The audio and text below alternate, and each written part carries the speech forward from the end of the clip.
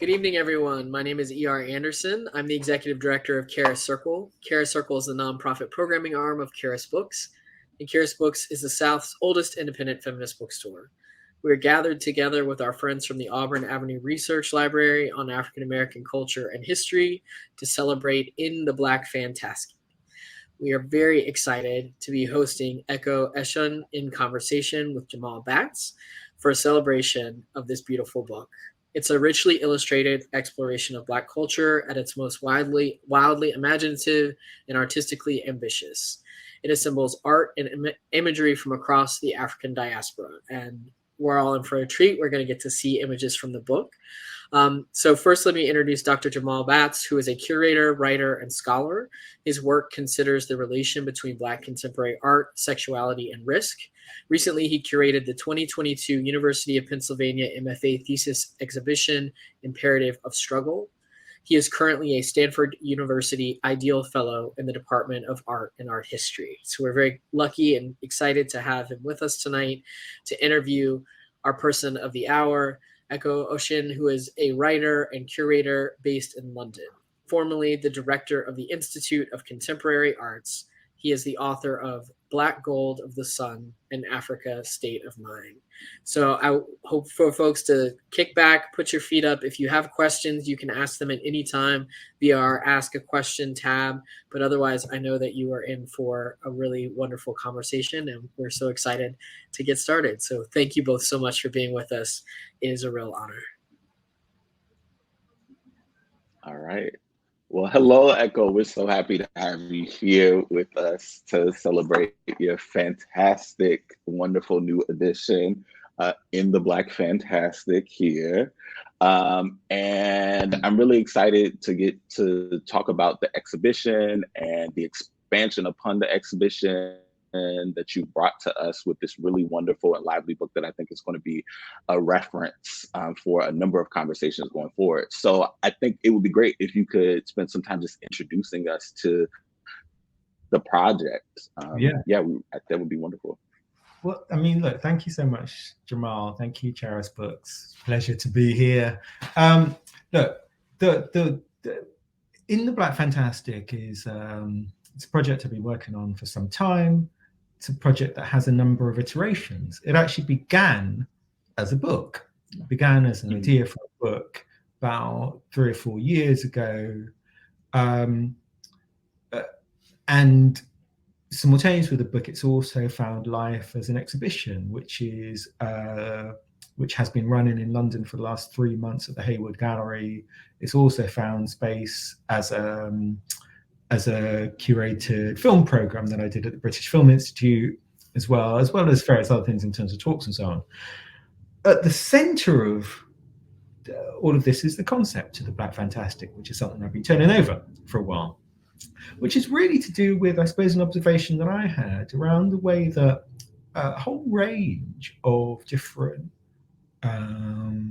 Black artists, musicians, filmmakers, writers, it seemed to me were creating work that explored and embraced myth and speculative fiction as a route to grappling with the racialized everyday. And I suppose what I mean by that is that I think a number of these works, and we can think about some of the artists in the show, Nick Cave, Wangechi Mutu, Kara Walker, but also more broadly, other figures, science fiction writer like N.K. Jemisin, or historically musicians like Alice Coltrane, or even more recently, just blockbuster films like Black Panther or even Beyonce's Lemonade. You can see in a number of different ways these works reach into myth and reach into history, but I would suggest all of them begin with an awareness that the idea of race in itself is a fiction, is a fantasy, albeit one that maintains a determining sway over how we all live and how we all, in one way or another, see the world. But one of the things that follows from saying that, from an awareness that race is a fiction without any basis in scientific fact, is that as well as realizing the kind of dominance of that idea, I think it also gives space for artists and writers and so on to promulgate their own speculations, their own fictions, as a way to look at and then look beyond the idea of race. So this isn't, to be clear, this isn't about retreating into a fantasy space that pretends or imagines that the real is not there. Rather, it's a way of saying, how do we confront the limitations and the confining that's attached to us as people of color? How do we look beyond a world and a society that has insisted on making us alien, making us other, has insisted on telling us that we don't belong in places, that we should mind our place, that we should know our space, that we can't. So this is just to say that I think so many of these artists and imaginative figures have responded by creating their own zones of imagining, have responded by creating their own imaginative possibilities. Like I said, this isn't about escaping from race. It's about saying, in fact, the route to freedom, the route to creative and artistic freedom potentially lies in world building. It lies in constructing worlds, and it lies ultimately in asserting ways of seeing, ways of being, ways of walking and moving through the world that have at their center the prioritization of Black lived experience, Black being. This as a way to say that when we sometimes are at peril, sometimes are at risk for the simple fact of being alive, of walking through space, then how do we move beyond just the understandable defensiveness around that? Here, we see these artists reaching further, imagining further, conjuring new worlds and new possibilities. These potentially are spaces of freedom. These potentially are also spaces of mourning and remembering. These are ways also of gathering together 400 years of experience in the West with all the manifold pains involved in that, and about reaching through history, I suppose, to an assertion of being, of place, of futurity, of interiority, of sometimes spirituality.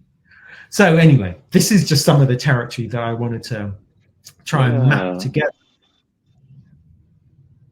Yeah, I think it's so fascinating, and I'm really drawn to the concept of the Black fantastic.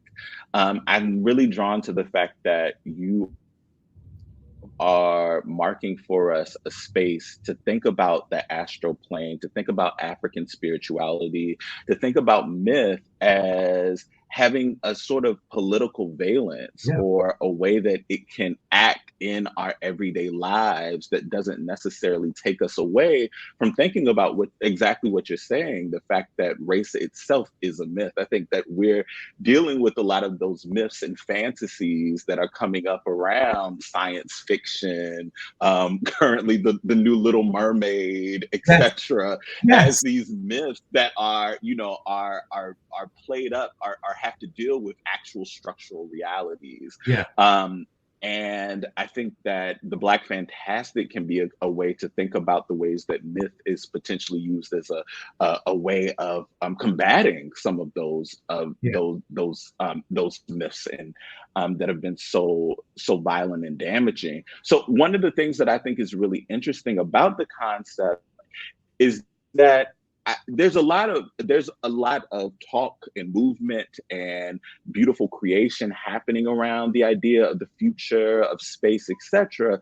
But the Black Fantastic finds itself in a way different from some of the concepts that have come up around the future, such as Afrofuturism and magical realism. And I wanted to hear you talk to them about that and the distinctions that might exist between those concepts. Yeah, I mean, exactly. Look, Afrofuturism, you know, we know it's been a significant idea really for what, at least 30 years. And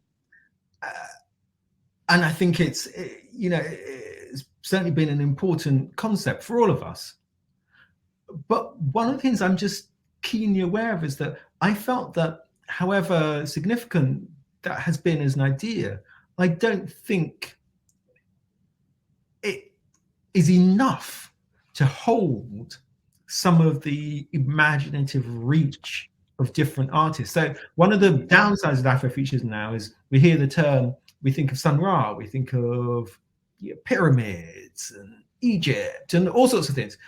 All fine, but one of the things I'm keenly aware of and wanted to explore was what happens when you're not looking just to the future. Because so much work, I think, right now is also trying to do two things. It's trying to grapple with legacies of enslavement. It's also trying to think about African cultural survivals in terms of myth and belief systems and epistemologies, and to recognize that in drawing from those, this is not like one of the things we've been told colloquially is that if you are, you know, engaged in thinking about African myth or legend, somehow this is all this boils down to is superstition. It's kind of as if this is a sort of retreat from knowledge. But in fact, I think that some of those kind of myths and fables can be particularly creatively and imaginatively energizing, but there's also a kind of larger issue in play, which is that these ideas, there's a common dichotomy in kind of Western thought, which says the West is progress, the peoples and cultures of African origin are the dichotomous opposite of that. They represent unprogress, uncivilization, some forms of savagery or backwardness, or at least we think about Africa as if it's a place perpetually stuck in a past time. Part of that comes from ideas that were first promulgated in the 17th and 18th centuries. They come from Enlightenment ideas of progress, which suggested the Enlightenment and its values of progress, modernity, tolerance, openness, liberalism, democracy represented the light. By contrast, Africa and its peoples represented the dark. So these become the basis for the invention of the idea of race in itself. They become also some of the logic under which slavery is allowed to perpetuate itself as a system. They also become some of the basis on which things like the sort of founding fathers of the American Constitution predicate their thinking. So Thomas Jefferson is responsible for, Thomas Jefferson talks about all men are created equal, but obviously not all men, because African people aren't considered men fully or women fully at this time. So all of this is to say that if we want to think about these kind of histories and want to think about work that both grapples with those and finds a route to another way of being that has some sustenance to it, Afrofuturism actually can't quite do all of that. As in, it's not really set up to explore those forms of complexity. So when you have artists, someone like Wangechi Mutu, who's a fantastic visual artist of Kenyan origin, is based in the US, Her work, much of her work, deals with aspects of African myth, but also legacies of subjugation. Equally, the works themselves are fantastic and beautiful and strange. They're collages, they're sculptures, they're moving image works. So how do you do justice to the complexity and beauty and strangeness of those? I would say you have to think about what it means, not just to project into the future, but what it means to think about pasts, to think about, let's say, an African deity like Mamiwata, who's a figure that crops up in Wangechi's work, but also in the work of a number of different creative figures. Yeah. Do we just see this as something that is, I don't know, in some ways not serious? No. Maybe we take this seriously. Maybe we take the presence of these. Maybe we take those myths and treat them as a serious point of inspiration and inquiry into how people of color, how African people have constructed themselves and seen the world around them. So I guess all of this is just to say that I wanted to find a way to talk, hopefully with some depth, about what was going on and about what kind of works were being made.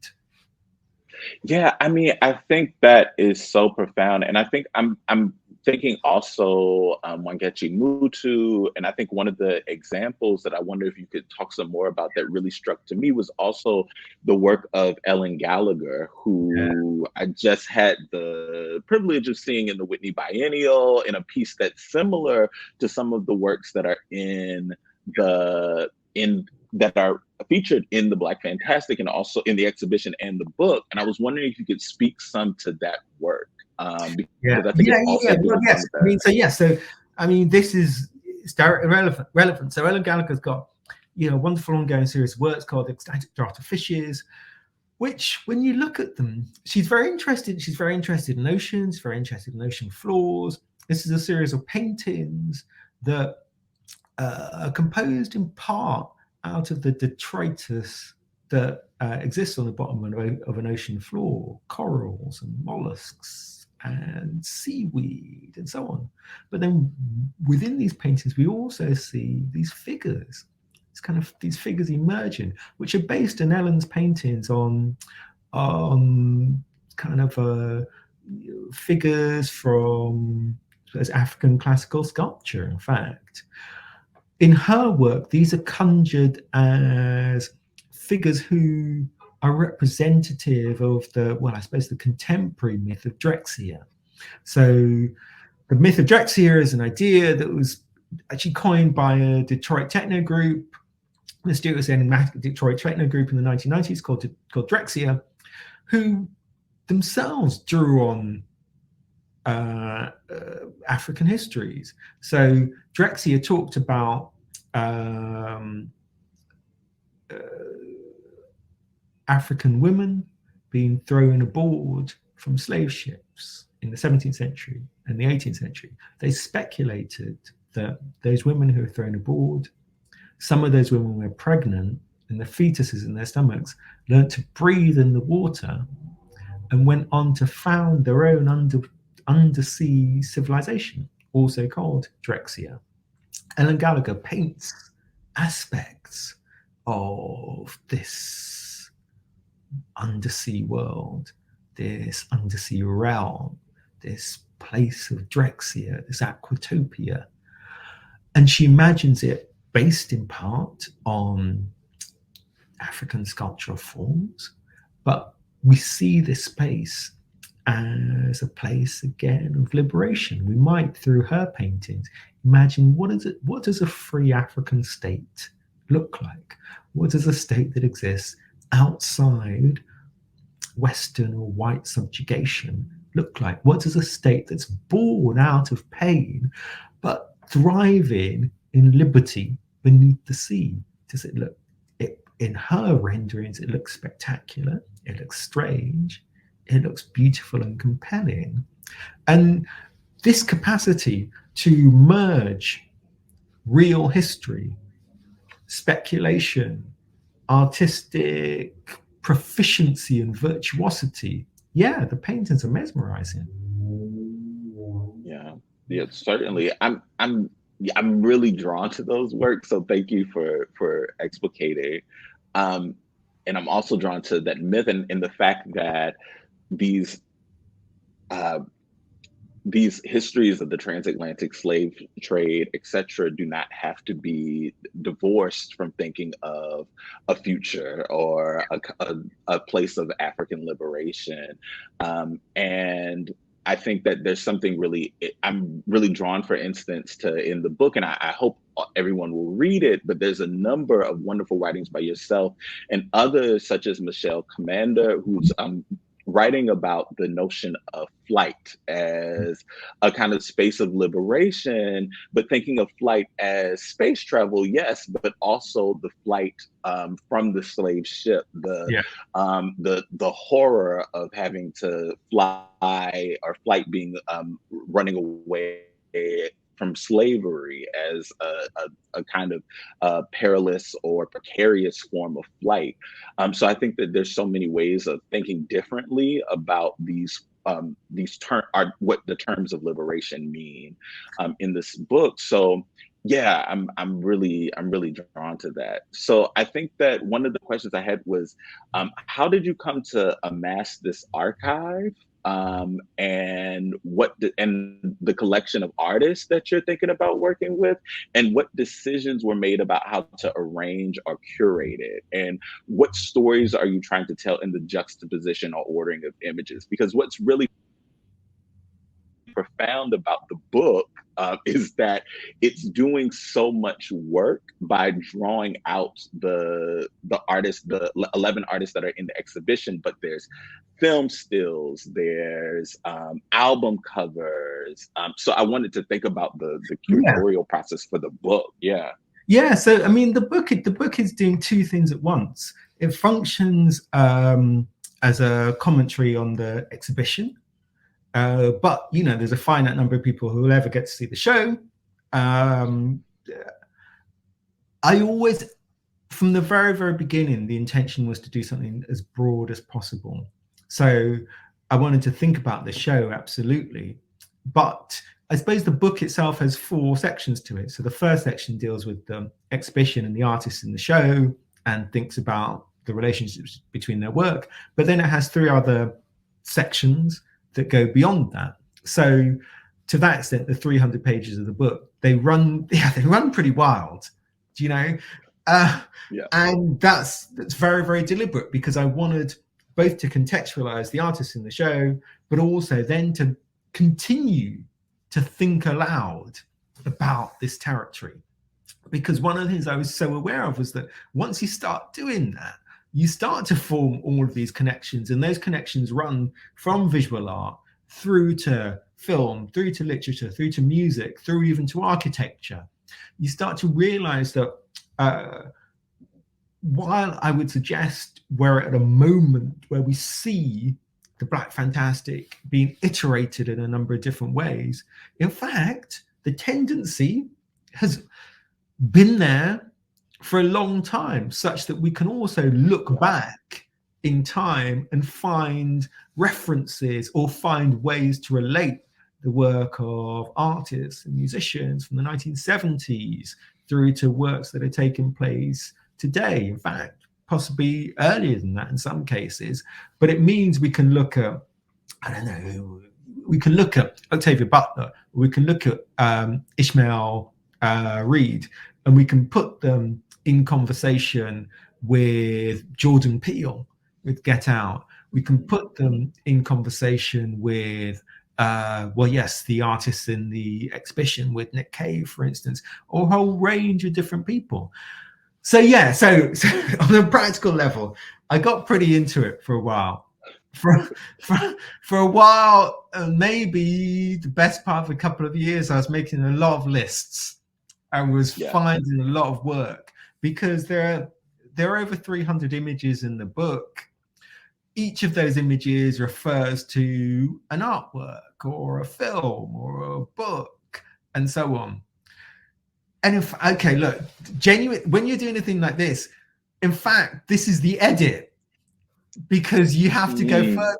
You actually have to have at least double the amount, because you can't get everything you want. Yeah. So at some point I had a list of 500-600 works that potentially, and images that potentially we could use in the book. And I suppose that the point with all of that is, that's not to say that Black Fantastic is a sort of catch-all, you can throw anything in.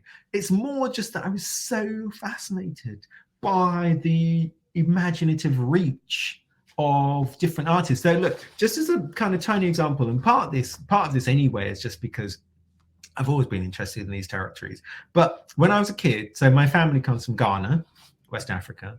When I was a kid, you know, the records we'd have at our house, my parents would have parties every summer. They'd play a lot of stuff.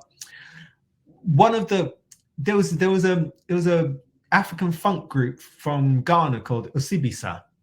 They had like their kind of music's kind of funky. There were sort of contemporaries with Fela Kuti in Nigeria. So they're kind of, you know, they would be played at parties. But the sleeve art for Osibisa was crazy, because the sleeve art was done by a guy called Roger Dean, who was basically the go-to record sleeve designer for progressive rock artists like Yes and Genesis and so on. So he did these crazy album covers with like these elephants with wings, and they're kind of extraordinary. In putting together the book, I thought back to those, but also I'm thinking about Matthew Clavine's work for Miles Davis and Santana, and these kind of wild, sexy, just kind of beautiful images that he's making there.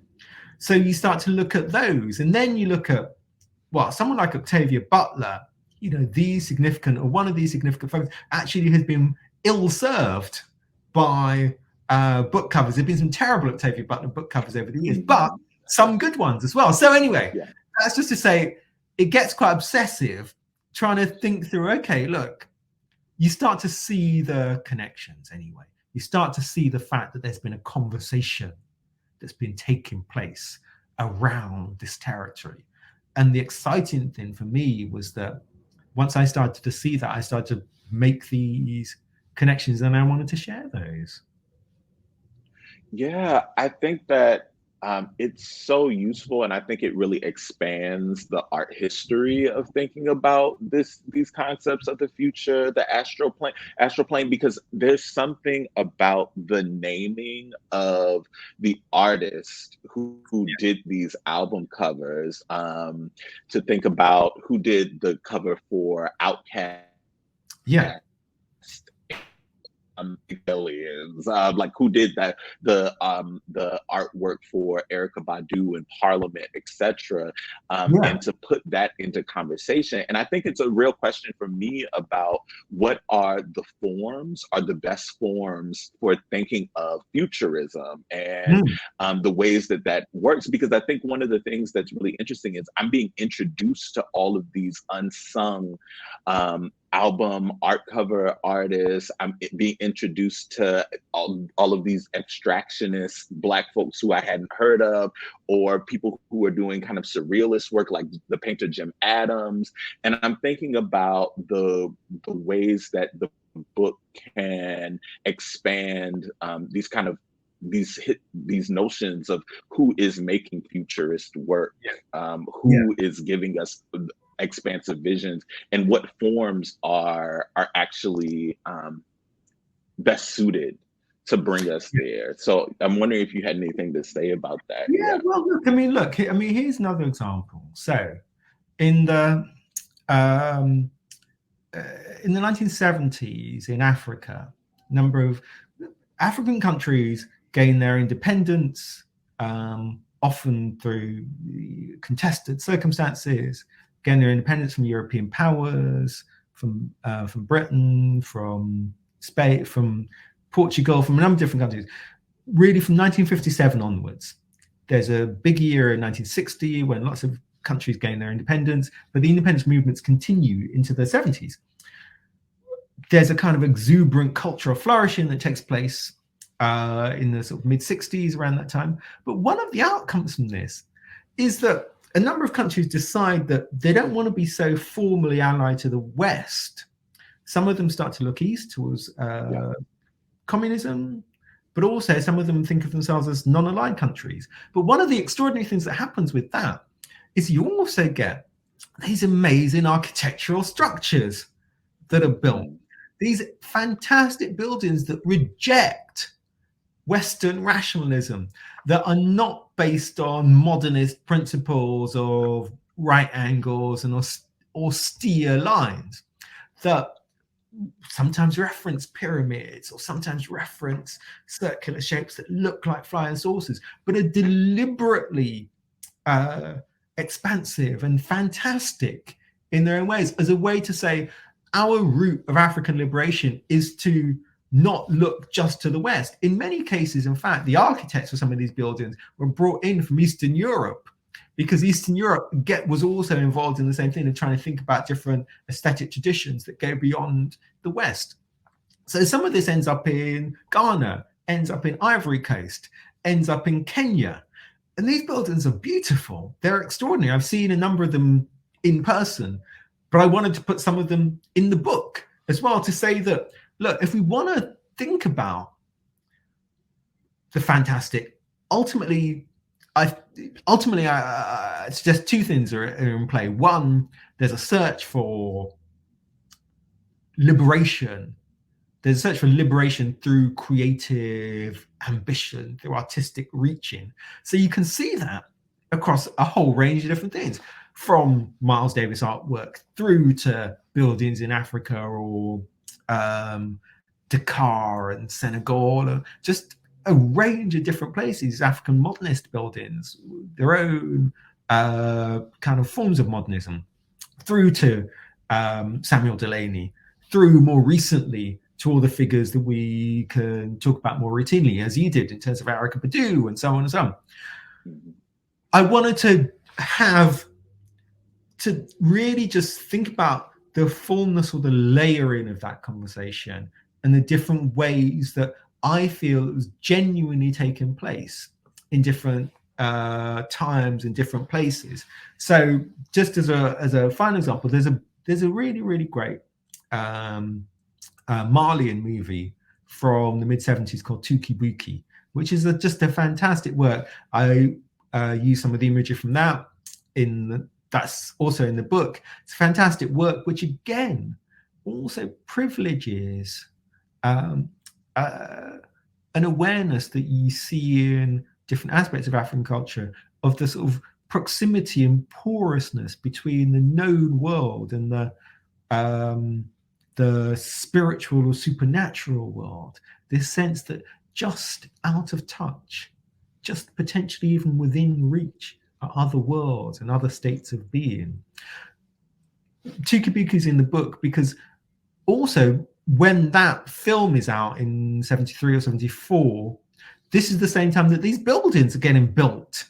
But this is also the same time that in the West, Miles Davis is making, Live Evil or Bitches Brew or other works. This is also the same time that Ismail Reed is writing. It's also the same time that, other figures are making work. So I wanted to think deliberately across time, across space, because even though, those works have been laid down in their own time, but they still have an influence today, I think. And I just wanted to say, look, yes, the conversation has been ongoing and it remains absolutely that. Yeah, I think that that was one of the questions that I wanted to ask you. And I do want to say for the audience at home, please share your questions in the ask. I think it's the ask a question button that you use. Feel free to ask questions, and we'll definitely get to those shortly. I think that that's one of the questions that I have for you, because I think one of the most striking things about the book is all of the images of African architecture. And I was just wondering, I think, getting back to that political question is, why is the political or political histories, why are they important to the artists working in this exhibition? And how do you see the political playing out in the work? And for instance, I'm thinking about what models of change or past histories can do to give us new horizons for thinking. Because one of the things that I'm really interested in is the Nuotama Badomo's Afronauts, the bringing up of the history of the failed, or if you can call it that, Zambian space program from the 1960s. And these images, they won't show up as well on the camera, but the stills from that film are in their own way becoming iconic images. I see them all the time popping up in different spaces. And what is it to think back on these times as potentially having their own purpose for our now? So I am interested in what that work is doing, or what the political work of that is. Yeah. That's a big question, but look, in a way. So if people don't, which country was it? Which country was it again? The African space program. It's just gone from my head. Tanzania, Zambia. Where was it? Zambia. Yes. Yeah, it was Zambia. Yeah.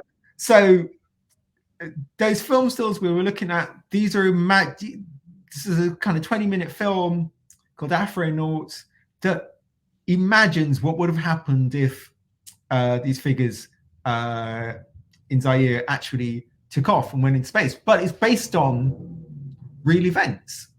So in whichever year it was, in the 1960s, there's a science professor in Zaire announced that he was going to start his own space program and send Africans into space ahead of Americans or ahead of Russians. He announced they weren't even going to go to the moon. They were going to go to Mars. It was a bold moment. It's actually captured. You can actually see footage of this because Pathé News and various other news sources filmed him and filmed these his young students kind of practicing. The question that was on everyone's minds was, is this some sort of joke? Is it a parody? Is it a spoof? Is he a naif? No one was quite sure at the time. But the interesting thing about this, and this relates to the politics of this, is that the same science teacher who insisted that Africans were going to go to Mars and so on, actually was also a kind of anti-colonial activist and rebel. He was also involved in the independence and liberation movements in that country. For him, this action, this insistence on an African space program, which in the end didn't really go anywhere, to no one's particular surprise, was part and parcel of him saying, look, we cannot exist in this quotidian state of really political and historic subjugation. Going to the stars is another way of saying we choose to go beyond and move beyond our current state. We choose to reach further. That action becomes in itself a gesture. And interestingly, even though that doesn't take place, independence is finally won. And it's interesting now to look back at that, because that gesture still sustains. That gesture of African flight takes on this kind of weird cultural thing, because yes, as you say, it gets referenced time and again, and it's been made into film and so on. But just the very act of that assertion has its own power and its own potential and its own beauty to it. It distills absolutely this desire, because it's also worth remembering that in the 60s, at this same time, there was a whole argument taking place in Black radical circles at that time about whether it was, Black people should support the moon program when there was so much kind of suffering and subjugation on the ground. Like, we should be looking for ourselves, not thinking about going to the moon when people are suffering on Earth. and when people are being kind of victimized. So civil rights struggles going on in the US. All of this is really about saying, I suppose, that this isn't satire per se. This isn't escapism at all. The politics that's intertwined through this, the politics of liberation, are really fundamental. Just as another quick example, Nick Cave, great artist based in Chicago. Nick Cave is most well known for his sound suits, these kind of spectacular kind of designs that he creates. Nick Cave made his first sound suit after watching footage of Rodney King being beaten by the LAPD. So distressed by this, he made a costume that, on one level, you wear it, it hides your race, it hides your gender, it hides your identity. But again, this isn't about escape. This is about, but it is about saying, let me draw on African American and historically African cultures of adornment and display, of carnival and masquerade. Let me find ways to assert and insist on visibility, on being seen, on making noise, because the sound suits, they're called sound suits because they make noise, on making noise on my own terms. Let me not escape or retreat. Let me hold my ground. Let me hold space and ensure that I'm seen in fullness, in beauty, in possibility, in new imagining.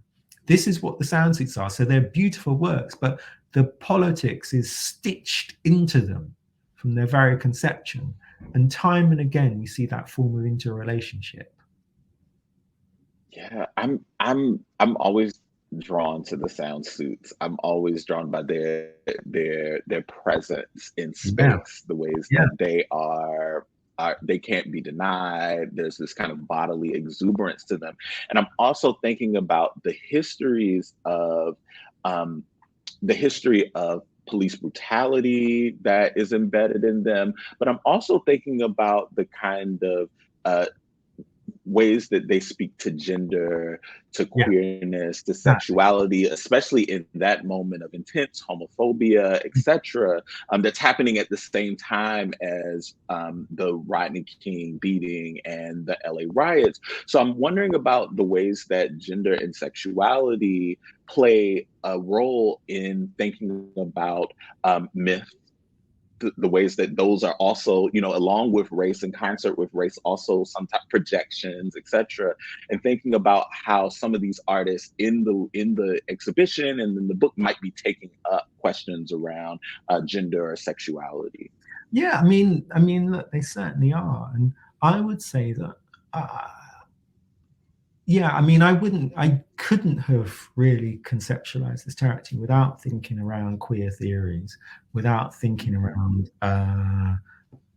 certainly also feminist theory, without thinking about, I suppose, notions of self and notions of transformation. So one of the artists who's talked about in the book, and who was also in the exhibition, Rashad Newsom. Rashad's a great artist, but he thinks really eloquently and really imaginatively with genuine depth about, I suppose, about gender as a fluidity, gender as a non-binary, trans states of being as potential states of futurity, as ways of reaching beyond the confinements of and the constrictions of binary genders. I think within the spectrum, people like him or someone like Juliana Huxtable, I think they're deliberately conjuring visual imaginaries of fantastic figures and uncertain states, which are always to do with thinking about these as kind of glorious possibilities of future being. This working against the reductive terrain of homophobia or of transphobia, which can only see difference across and within gender as some sort of threat to life. So the ways they can think with such promise about non-binariness as a condition which offers a route for all of us into liberation, a route for all of us to think more fluidly and more openly about who we are and about how we occupy space in the world. This seems to me, very important, as important certainly within the territory of the Black Fantastic, but as an important way of thinking in general. Yeah, certainly, and I think that definitely comes off as a thread throughout the book as well. I want to just make sure that I am leaving space for questions from the audience if there are any. So feel free to share if I want to make sure that I'm not like missing anything, because I want to keep this conversation going. I think that one of the things that's really been coming up for me thinking about, like personally thinking about the Black Fantastic, is this is my current kind of like reticence about space in general right now, the ways that space and its technologies have been co-opted by private corporations and billionaires currently. And I'm just thinking about the ways that, and it's a broad question, but I'm just thinking about why is it important for us to stick with space, or are like to stick with space in this moment potentially, if that's the goal. I think one of the things that struck me the most and when reading the essays is this quote from Amiri Baraka, where he says, quote, "What are the Black purposes of space exploration?" So it's this way of not shutting it down, but thinking of what the Black purpose of that might be. So I just wanted to hear maybe from you some words around this moment. I mean, I think it's interesting. I tend to think about space simultaneously as outer space and inner space. Like I think one of the when I was working on the book, I spent a lot of time thinking about the poet Elizabeth Alexander. She wrote a great essay called "The Black Interior," which is, I mean, it's a book, but it's also an essay, which is really her thinking about these states of psychological being, I suppose, and what a Black interior might comprise of. And in her terms, she thinks about it as a space of unbridled imaginative reach and fantasticness. She talks about this as a kind of untrammeled state and place, a place unpoliced by white constraint. And I think that's accurate. And I think that if we think about outer space, I think it's most productive when, imaginatively anyway, we think about this as a route to an understanding of our place and being and our personhood. And I guess I think about, Octavia Butler's books. There's a lot of what Octavia Butler does in something like the Xenogenesis series. These are books where her primary figure, who's a Black woman, is grappling with her relationship with an alien species. There's a lot of people within the spectrum of these books. There's a number of people who try and reject these alien figures and so on and so on. And she thinks about what it means to cooperate, to form a sort of life with another alien species. It's a kind of, they're strange and profound books, but really they continue to be about how difficult it is to, I suppose, hold on to or ground or know the limits of our own being or the limits of our own experience or existence.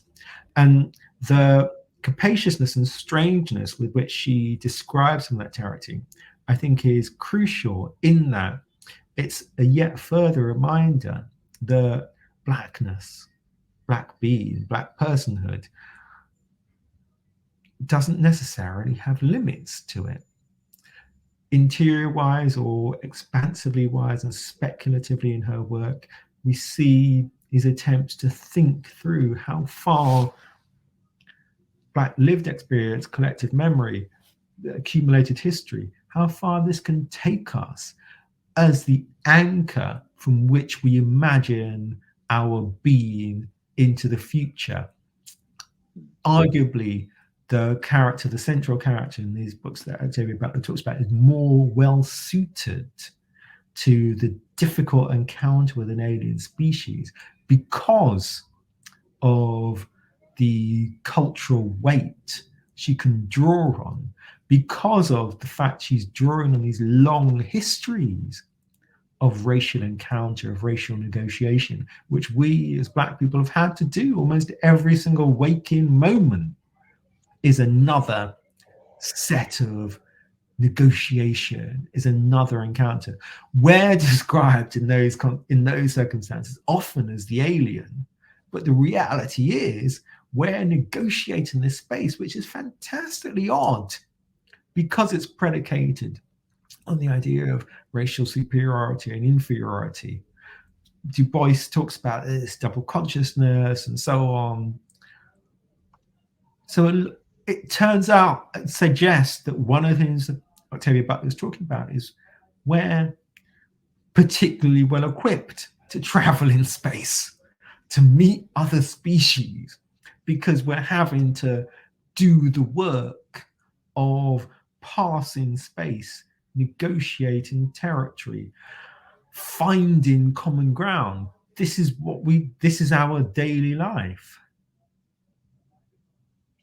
Yeah, I think that one of the things that brings up for me is the wide breadth of the work that is in the project and the number of geographic locations that these artists are speaking from, while many of them are drawing upon Africa as a space to think about a wider form of liberation. And it's making me think about the ways that these are, when you're talking about conversations that are cross-cultural, etc. But I'm thinking about this as the parameters of this as an intra-communal conversation amongst Black folks, and how someone like Stuart Hall has often warned about the flattening of Africa as a space that's in the past. And what is this a diasporic, migratory conversation that you're evoking through these images, through this work? What does that bring us to think differently about the ways that we relate maybe to one another in space? What are artists doing to deal with that conversation? I mean, that's certainly true. I'm very untroubled about where someone comes from in relation to this. I'm very interested in the diasporic conversation. I include cultural figures who are based even on the African continent as part of the diasporic conversation, because really it's a conversation about cosmopolitanism. It's a conversation, for your reference in Stuart Hall, about existing within a state of multiple identity, multiple being. Stuart Hall talked about the construction of identity as an unfinished conversation. It's a conversation that was always in progress, always in a state of becoming.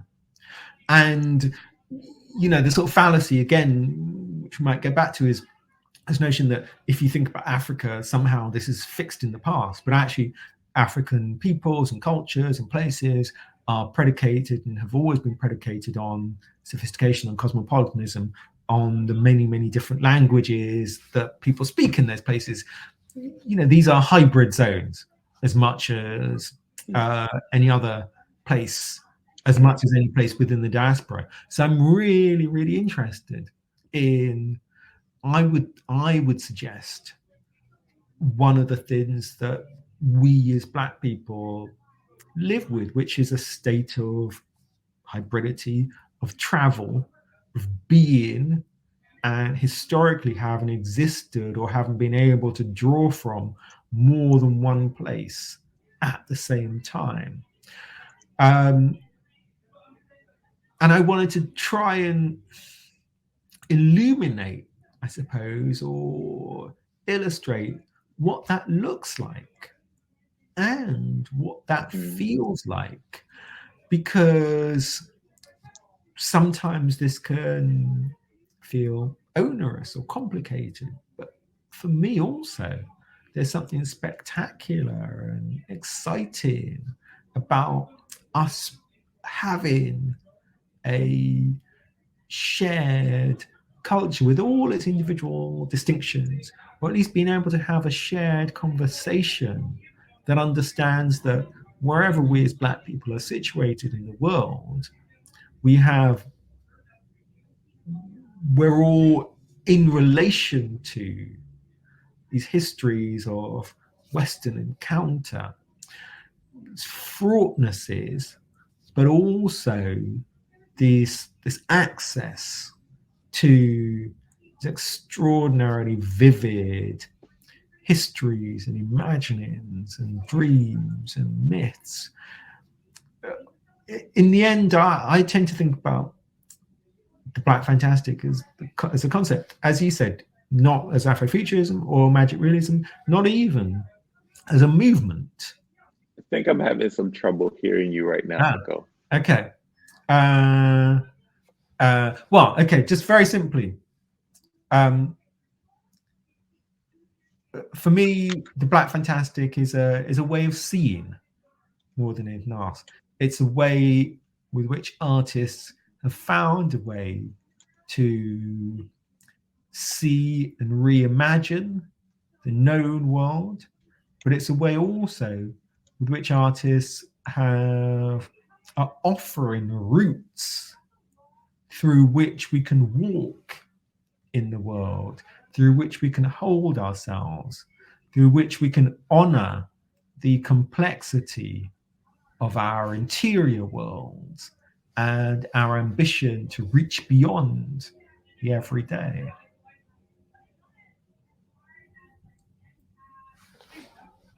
Jamal?